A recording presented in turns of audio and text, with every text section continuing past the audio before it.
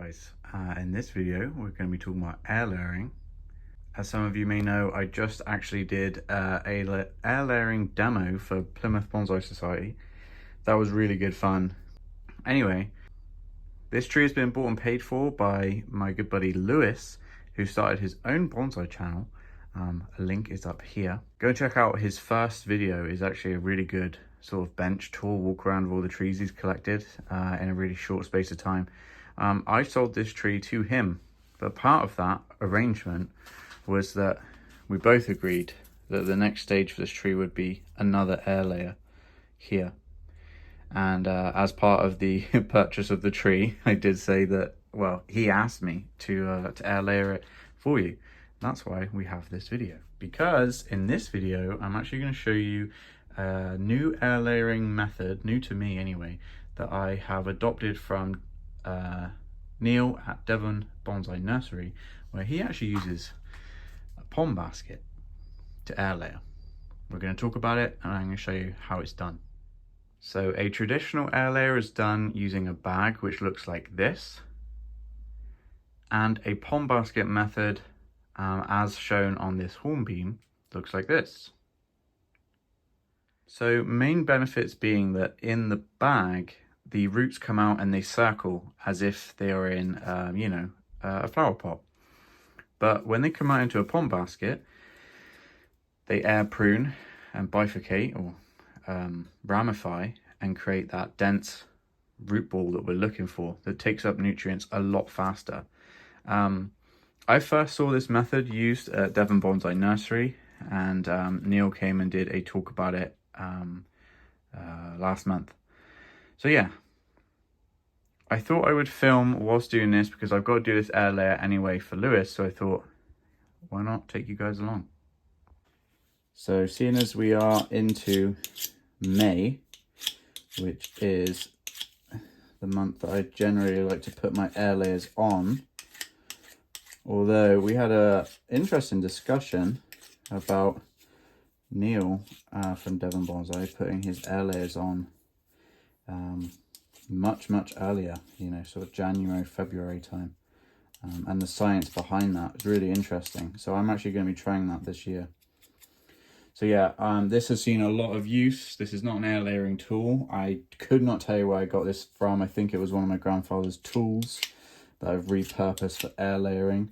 I've been doing a lot of air layers, which means a lot of bacteria and germs. So I just like to try and keep it sharp with this little sharpening blade. Ow. And yeah, let's get to it. So if my pond basket is going to sit just above this branch here, I really want to be making my incision about there to around there. Yeah, let's do that. So we'll remove those.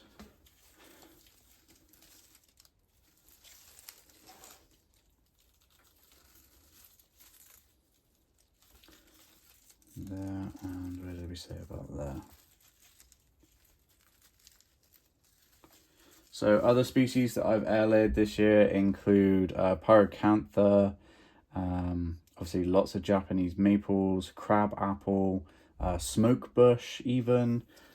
Yeah, I've been trying to get a bit more creative. It's a good way to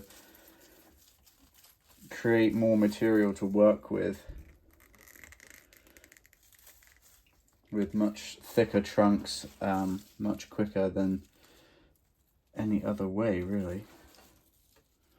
So we're going to be careful not to cut off this branch, because I feel like that could be a branch that Lewis could use, this one.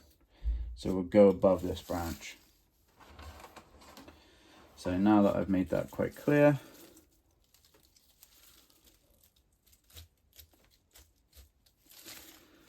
what I've learned with the hornbeam is that they are quite quick to callus over if the air layer isn't deep enough.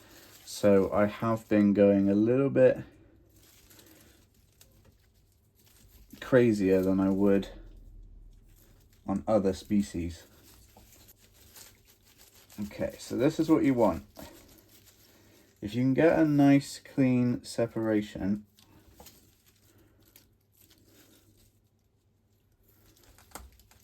like that. Okay, can you guys see that? So this is part of what I was explaining in my demo for Plymouth Bonsai Club, which you should go to if you can, is this quite clear delineation, and if the tree's making it fairly easy for you, that is a good sign. Okay, so we're looking for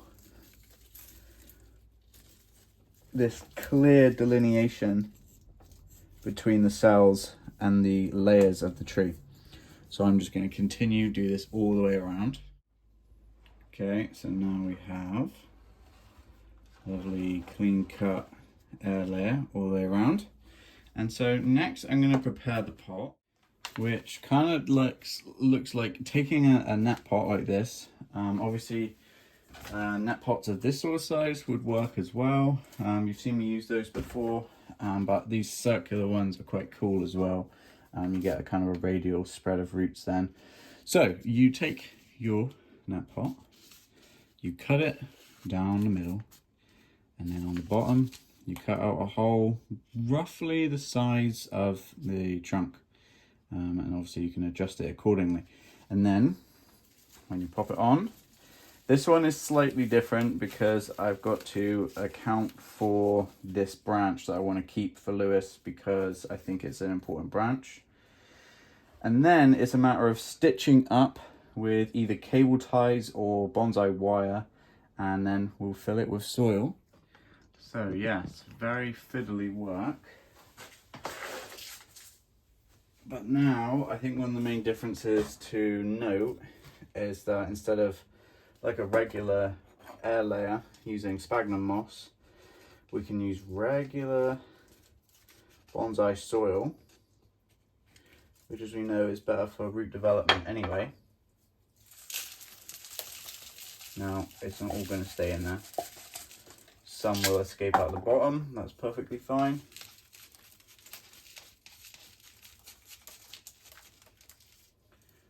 And I did in fact add an extra bit of mesh towards the bottom of this net pot, which I'm hoping will hold, but I might actually come back in there with another cable tie.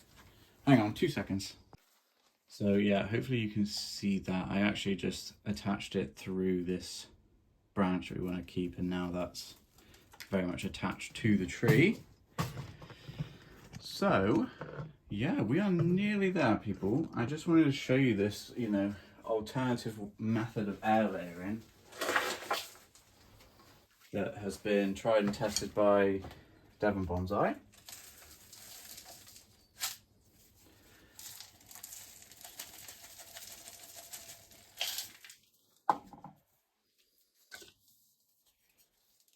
So this tree, as I told you before, is already sold, but I am passing it over to Lewis at Bonsai by the Sea, which is Sunday the 8th of June in Exmouth. It's a brilliant show. It's be like my 3rd or 4th year kind of going. This time I'm going to be helping with Plymouth Bonsai Society table and their full display. I think Alan's privet will be there again,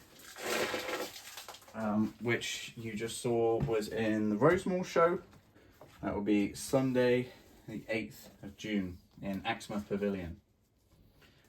Always an excellent show there, and yeah, we're doing a little bit of filming for the venue. They want to use it as a bit of an advertisement for the following year, a bit of publicity. So I hope all is well in your guys' world, whatever you're up to. I am generally well and happy to see the end of repotting season, although I've got a big juniper to do soon. I just wanted to show you this alternative method for air layering, and also to give Lewis's YouTube channel a shout out. I wish that my first video was as good as his first video. Puts me to shame really, but anyway. So yeah, this is Lewis's tree, ready for Bonsai by the Sea. If you're attending, let me know in the comments. And yeah, if you like this method of air layering, also let me know in the comments. You can actually secure, I know I've seen Neil do it, where he'll use wire, you know, through these loops up over to the top of the trunk and do it that way, but I'm really not worried about that going anywhere. I'm just going to give this a bit of a water now and go. But seeing as I don't have too many videos in the pipeline, I thought I would get this one out before the next bonsai show, and that way hopefully I'll see some of you there. Don't forget, like, comment, subscribe wherever you are in the world. Make sure you're taking care of yourself. I'll see you guys in the next one, hopefully at Exmouth Pavilion, Bonsai by the Sea, Sunday 8th of June. See you guys there. Bye. If you enjoy the videos and you'd like to support the channel, please consider following the links in the description. Here you'll find links to the Amazon wishlist. This is the best way to help the channel. Alternatively, you can buy these t-shirts. Please email or DM me to find out how you can get those. Lastly, the easiest way to help support the channel is drop a like on this video and please press the subscribe button. That would mean the world to me. Thank you so much.